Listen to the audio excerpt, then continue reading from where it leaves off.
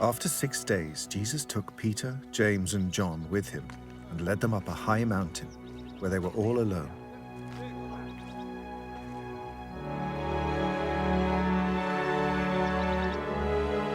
There he was transfigured before them. His clothes became dazzling white, whiter than anyone in the world could bleach them. And there appeared before them Elijah and Moses, who were talking with Jesus.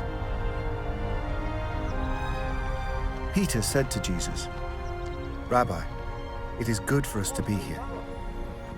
Let us put up 3 shelters, one for you, one for Moses, and one for Elijah." He did not know what to say. They were so frightened. Then a cloud appeared and covered them, and a voice came from the cloud.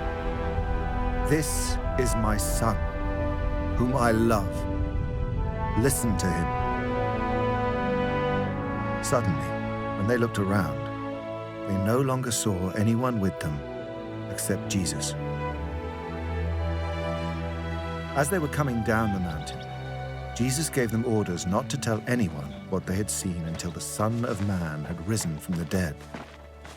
They kept the matter to themselves, discussing what rising from the dead meant. And they asked him, "Why do the teachers of the law say that Elijah must come first?" Jesus replied, "To be sure, Elijah does come first and restores all things. Why then is it written that the Son of Man must suffer much and be rejected? But I tell you, Elijah has come, and they have done to him everything they wished, just as it is written about him.